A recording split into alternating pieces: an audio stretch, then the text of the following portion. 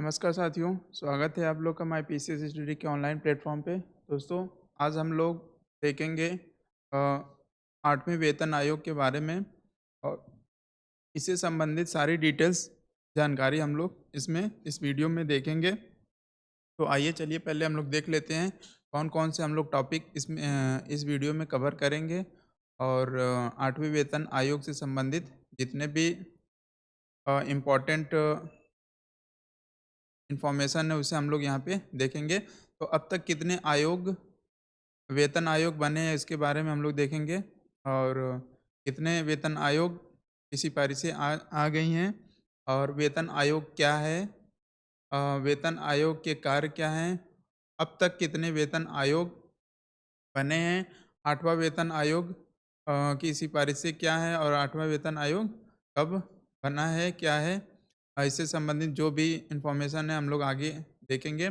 8वां वेतन आयोग में कितनी सैलरी बढ़ेगी, इस पे चर्चा करेंगे हम लोग। क्या है फिटमेट फैक्टर, जो आयोग जो फिटमेट फैक्टर जिस पे काम करता है, जिसके माध्यम से सैलरी बढ़ाई जाती है, तो वो एक फिटमेट फैक्टर होता है उसमें। तो इसमें फिटमेट फैक्टर का क्या योगदान होता है, कैसे इसको सेट किया जाता है, इससे संबंधित हम लोग देखेंगे। वेतन आयोग से पेंशनर्स को कितना फ़ायदा होगा, इसको भी हम लोग देखेंगे। तो आइए चलिए देखते हैं और कुछ ये किन वेतन आयोगों ने कितनी बढ़ाई सैलरी यहाँ पे दिया हुआ है, तो आप लोग देख सकते हैं। एक तरह यहाँ पे वेतन आयोग, न्यूनतम वेतन, वृद्धि परसेंट, वित्तीय प्रभाव कितना पड़ा। तो अगर पहले वेतन आयोग की बात करें हम लोग, तो पहले न्यूनतम वेतन कितनी थी पहले वेतन आयोग के जब था, तो उस समय 55 रुपए वेतन न्यूनतम वेतन मिलती थी और तो जब पहला वेतन आयोग आया की सिफारिश से आई, तो उसमें 14.2% की वृद्धि हुई और वित्तीय प्रभाव यानी केंद्र सरकार पे खर्चा इसका कितना पड़ा, बढ़ गया 39.6 करोड़ रुपए। दूसरी की बात करें तो उस समय न्यूनतम वेतन 80 रुपए और दूसरा वेतन आयोग लागू होने के बाद कितनी हो गई थी सैलरी, 20% की वृद्धि हुई। इसमें 1.44 अरब का वित्तीय प्रभाव पड़ा था। तीसरे की बात करें तो 80 रुपए के बाद न्यूनतम तीसरे वेतन आयोग के बाद 196 रुपए होगी, जिसमें 20.6% इसमें भी वृद्धि हुई और 12.8 अरब का वित्तीय प्रभाव पड़ा। चौथे की बात करें तो 750 रुपए हुआ और 27.6% तक वृद्धि हुई इसमें। इसमें भी 12.8 अरब का वित्तीय प्रभाव पड़ा था। 5वें वेतन आयोग की देखें तो यहाँ पे 2,550 रुपए न्यूनतम सैलरी हुई और इसमें 31% की वृद्धि 5वें वेतन आयोग के अनुसार हुई। उसमें सरकार को 185 अरब का वित्तीय प्रभाव पड़ा।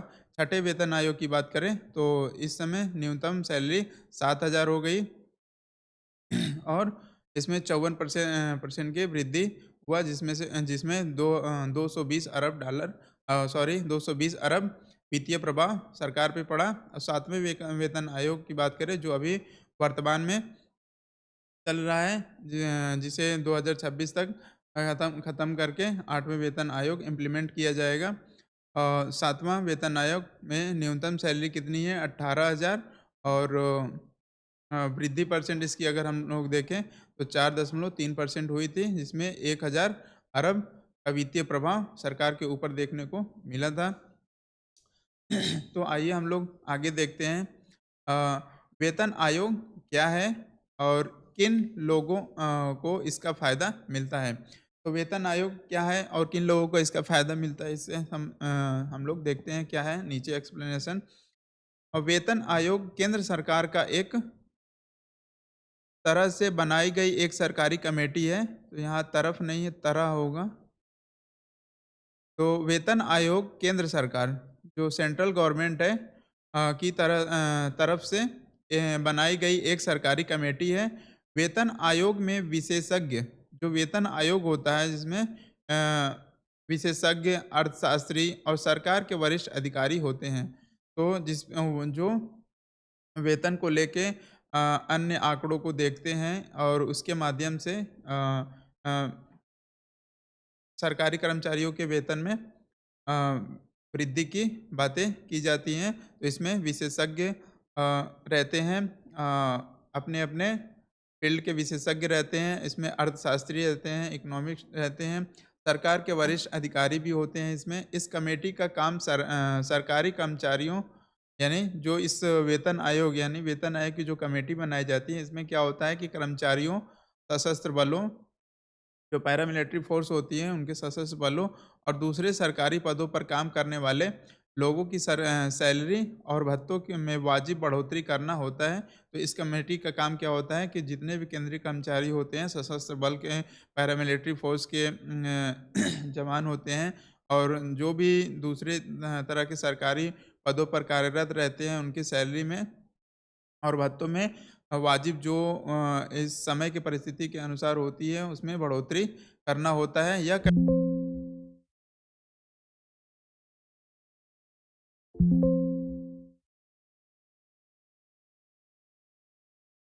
लो हो गई है तो इसको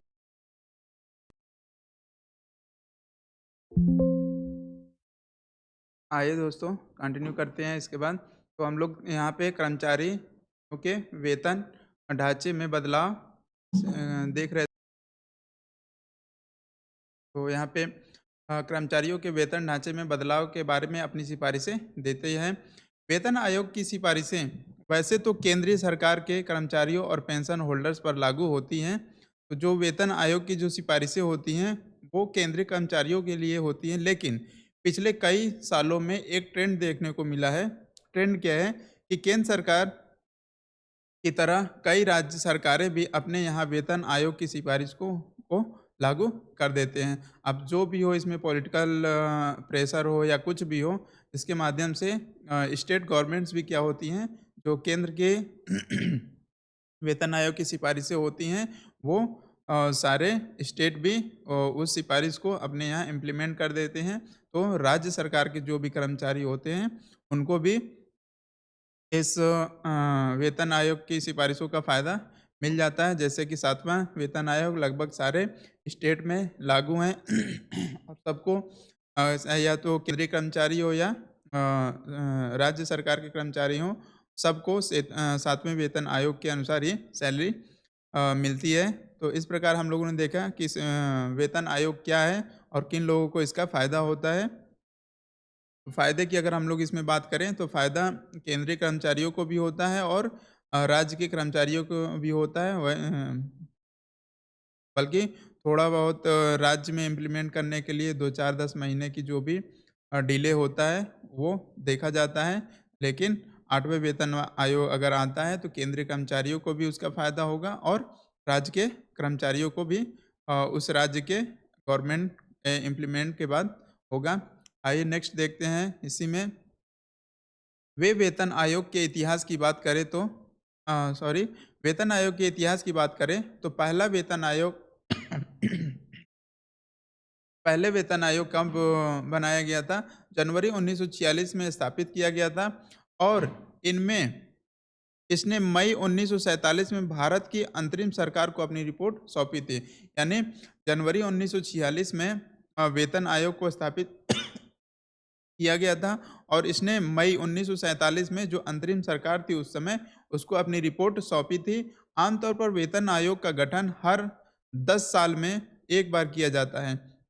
यानी जैसे जनगणना होती है उसी प्रकार से हर 10 साल में वेतन आयोग का गठन किया जाता है और वो विभिन्न वेतन आयोग विभिन्न पहलुओं को देखते हुए महंगाई भत्ता ये सब को देखते हुए वेतन की वृद्धि में अपनी सिफारिशें देती है और उसको एक कैलकुलेटिंग यानी फिटमेंट फैक्टर के द्वारा उसको उसके अधिकारी बताते हैं कि कैसे किस दर से महँगाई की वृद्धि हुई है, उसी प्रकार से सैलरी की वृद्धि की सिफ़ारिश की जाती है। तो अभी केंद्रीय कर्मचारियों को 7वें वेतन आयोग की सिफ़ारिश के आधार पर वेतन मिल रहा है। तो जो अभी केंद्रीय कर्मचारी हैं, उनको 7वें वेतन आयोग के आधार पर ही उनको सैलरी मिल रही है। 7वें वेतन आयोग की अध्यक्षता जस्टिस ए के माथुर ने की थी, जो कि ये एक सुप्रीम कोर्ट के जस्टिस थे, ने इनकी की थी। इसकी घोषणा 4 फरवरी 4 फरवरी 2014 को की गई थी। यानी जो 7वां वेतन आयोग है की अध्यक्षता जस्टिस ए के माथुर ने की थी, और यह घोषणा इसके 7वें वेतन आयोग कब से लागू हुआ था? 4 फरवरी 2014 को की गई थी। 7वें वेतन आयोग की ये सिफारिशें 1 जनवरी 2016 से लागू हुई। यानी जो 7वां वेतन आयोग था 4 फरवरी 2014 को गठित कर दी गई थी, और उसके जो 7वें वेतन आयोग है उसकी सिफारिशें 1 जनवरी 2016 से लागू हुई। यानी लगभग 1 साल, तकरीबन 1 साल से 18 महीने का समय इस कमेटी को लगता है चीज़ों को टटोलने में और वृद्धि दर को देखने में। तो इस प्रकार 1 जनवरी 2016 को 7वें वेतन आयोग ने अपनी रिपोर्ट भारत सरकार को सौंपी, से लागू है। तो आप यहाँ पे देख सकते हैं कि वेतन आयोग कितने हैं? 1, 2, 3, 4, 5, 6, 7, 7 वेतन आयोग यहाँ पे पहला, दूसरा, तीसरा, चौथा, छठा और 7वां, 8वां वेतन आयोग गठित कर दिया गया है, जिसकी रिपोर्ट लगभग हम लोग को देखने को मिलेगी 2026 में। और इसमें अभी हम लोगों ने ऊपर ही यहाँ पे डिस्कस किया था कि पहला वेतन आयोग के अनुसार न्यूनतम सैलरी क्या थी? 55 रुपए थी, जिसको 14.2% से बढ़ा दिया गया था।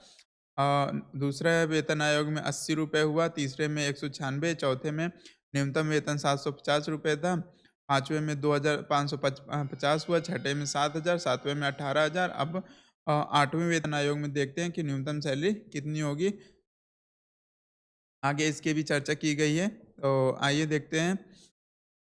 अब नेक्स्ट टॉपिक हम लोग का 8वां वेतन आयोग कब से काम करना शुरू करेगा और बढ़ी हुई सैलरी कब से आएगी। तो जो 8वां वेतन आयोग गठित किया गया है, तो 8वां वेतन आयोग कब से इम्प्लीमेंट हो जाएगा और बढ़ी हुई सैलरी कब से आएगी, इसके बारे में हम लोग देखते हैं। नियमों के मुताबिक वेतन आयोग को अपनी सिफारिशें देने के लिए इसके गठन की तारीख के बाद 18 महीने का समय दिया जाता है। यानी जो वेतन आयोग गठित हुआ है उसको 18 महीने का समय दिया गया है कि आप इस 18 महीने में अपने सारी इन्फॉर्मेशन को से के और सारे विशेषज्ञों और अर्थशास्त्रियों से साझा करके सारे 8वें वेतन आयोग की जल्दी से तैयार करके इसकी,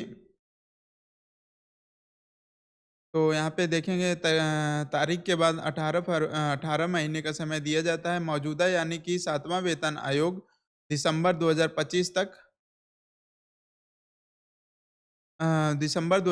तक कार्यकाल में रहेगा। यानी जनवरी 2026 तक, लगभग ये माना जा रहा है कि जनवरी 2026 तक रिपोर्ट आ जाएगी और 8वां वेतन आयोग 2026 से लागू हो जाएगा। यहाँ पे देखा देखा जा रहा है कि वेतन आयोग दिसंबर 2025 तक अपनी रिपोर्ट सौंप देगा। सरकार के 8वें वेतन आयोग की सिफारिशों को 2026 से लागू किया जा सकता है। तो जो सरकार है वो कह रही है कि 8वां जो वेतन आयोग है उसको हम 2026 से कर देंगे। अ, सरकार के इस फैसले का फायदा केंद्र सरकार के करीब 50 लाख कर्मचारियों और 65 लाख पेंशन होल्डर्स को मिलेगा। तो इस जो 8वें वेतन आयोग की जो सिफारिश होगी, इसमें इस फैसले का फ़ायदा कितने, लगभग केंद्र सरकार के करीब 50 लाख कर्मचारियों को और 65 लाख, जो केंद्र सरकार के 65 लाख पेंशन होल्डर्स हैं, उनको प्राप्त होगा। कई लोगों के मन में यह चल रहा है कि 8वां वेतन आयोग आखिर यह तय कैसे करता है कि कितनी सैलरी बढ़ने वाली है। तो अभी हम लोग इसमें आगे देखेंगे कि वेतन आयोग सैलरी कैसे बढ़ाने की सिफ़ारिश करता है और उसकी क्या गणितीय फ़ॉर्मूला होते हैं। तो आइए देखते हैं नेक्स्ट। वेतन आयोग टॉपिक क्या है हम लोग का? वेतन आयोग आखिर यह तय कैसे करता है कि कितनी सैलरी बढ़ने वाली है? दरअसल वेतन आयोग की सिफारिशें फिटमेंट फैक्टर के फार्मूले के आधार पर सॉरी फिटमेंट जो वेतन आयोग होता है सिफारिशें फिटमेंट फैक्टर के फार्मूले के आधार पर निकाली जाती है। अभी फिटमेंट फैक्टर क्या होता है आगे हम इस पे डिस्कस करेंगे। फार्मूले के आधार पर निकाली जाती है माने कर्मचारियों की सैलरी डीए, एचआरए कितना बढ़ेगा इसका फैसला फिटमेंट फैक्टर के बेसिस पर तय होता है। तो जो डीए होता है और एचआरए होता है, उसमें कितना अ, वृद्धि की जाए, बढ़ोतरी होगी इसका फैसला फिटमेंट फैक्टर के बेसिस पर होता है। पुराने अनुभव के आधार पर यानी 7वां वेतन आयोग की सिफारिश को देखा जाए सॉरी देखा जाए तो इसके तहत फिटमेंट फैक्टर को 2.57 रखा गया। इसका मतलब है कि कर्मचारियों की बेसिक सैलरी जो है पिछले बेसिक सैलरी का 2.57 गुना बढ़ेगी। यानी कि अगर किसी कर्मचारी की 5,000 रुपये सैलरी न्यूनतम सैलरी थी तो 7वें वेतन आयोग के 2.57 से गुणा कर देंगे तो लगभग ढाई गुना यहाँ पे देखने को मिल रहा है। तो लगभग यहाँ हम लोग को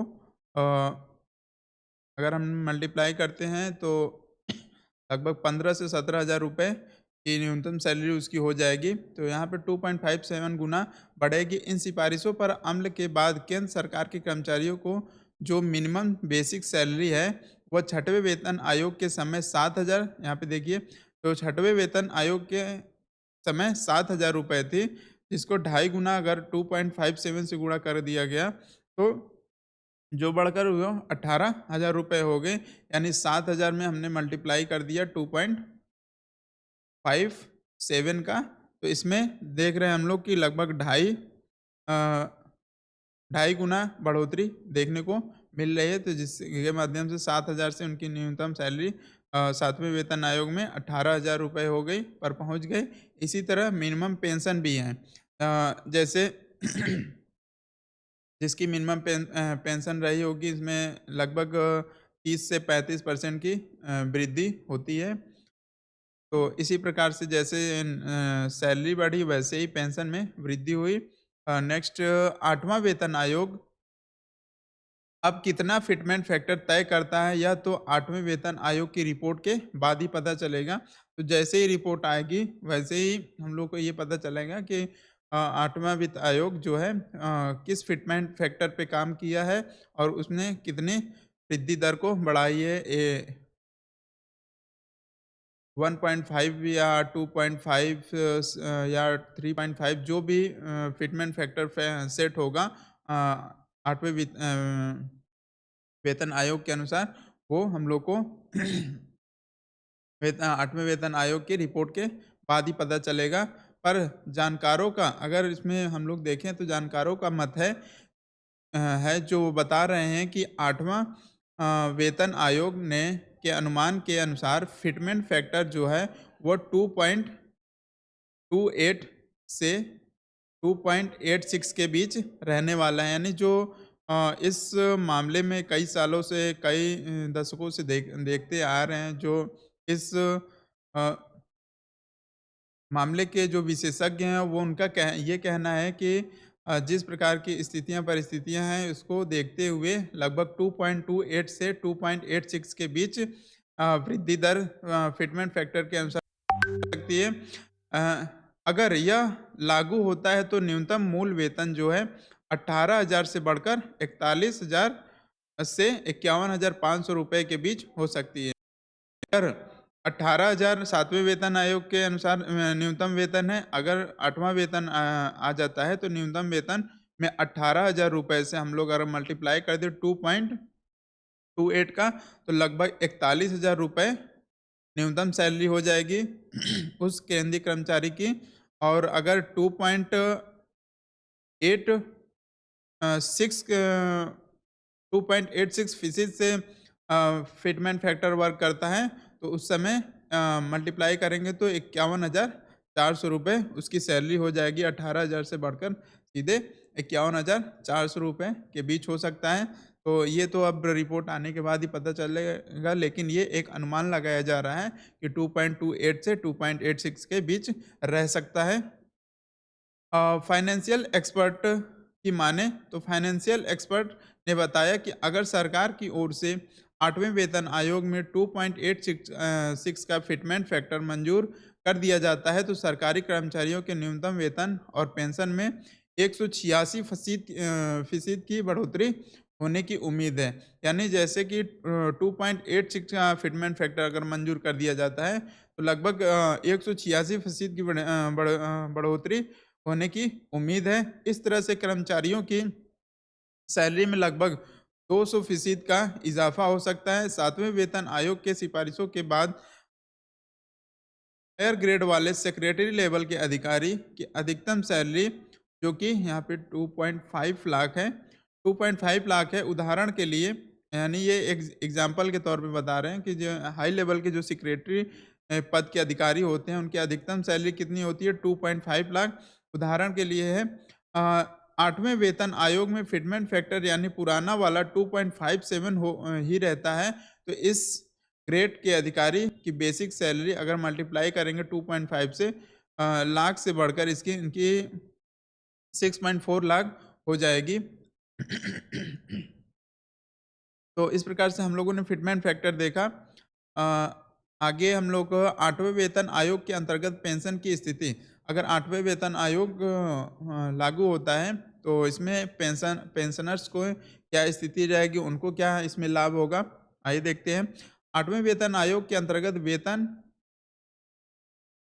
में पेंशन वृद्धि की गणना मौजूदा मूल वेतन पर फिटमेंट फैक्टर लागू करके निकाली जाती है।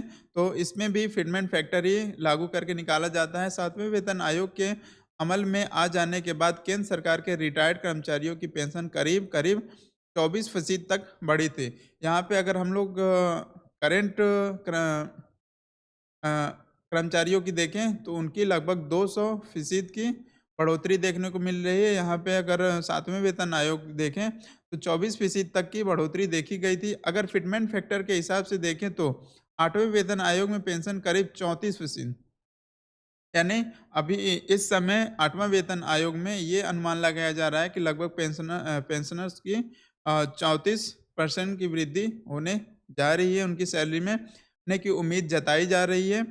उदाहरण के लिए अगर किसी रिटायर्ड कर्मचारी का मूल वेतन 50,000 है, तो जब उसमें उसकी रिटायरमेंट के समय उसकी सैलरी अगर 50,000 रुपये है और इस समय इस हिसाब से उससे फ़िलहाल और जब वो रिटायर हो गया तो फ़िलहाल उसे 25,000 की पेंशन मिलती है, तो इसमें लगभग 34% का इजाफ़ा हो सकता है। इस तरह से 8वें वेतन आयोग के अमल में आ जाने के बाद लगभग इस कर्मचारी को कितनी जो 25,000 की पेंशन पा रहा है, अगर 8वां वेतन आयोग 34% फ़ीसद के साथ इज़ाफ़े के साथ अगर लागू हो जाता है पेंशन्स पे, तो उसको लगभग जो 25,000 पेंशन पा रहा है, उसे 33,500 की पेंशन मिलने लगेगी। तो इस प्रकार से हम लोगों ने देखा 8वें वेतन आयोग के सारे पहलुओं को और एट लास्ट हम लोग 8वें वेतन आयोग लागू होने से सरकारी कर्मचारी और पेंशनर्स को मौज होने वाली है।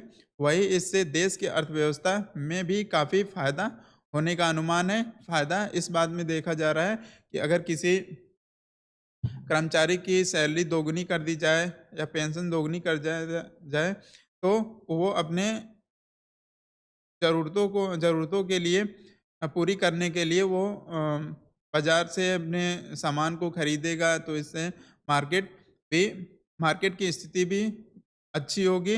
तो यही फ़ायदे में यही तो इसमें अर्थव्यवस्था की स्थिति क्या होगी, काफ़ी फ़ायदेमंद होने वाली है, होने का अनुमान है, क्योंकि लोग अपनी ज़रूरतों की चीज़ें खरीदेंगे, वहीं सरकारी खजाने पर इससे बोझ बढ़ने की भी संभावना है। तो बिल्कुल ये भी बात सही है कि अगर 2-2 ढाई-ढाई गुना अगर सैलरी बढ़ती है, तो उसपे तो वित्तीय खर्चा सरकार को आएगा ही और उनके बोझ बढ़ेगा ही।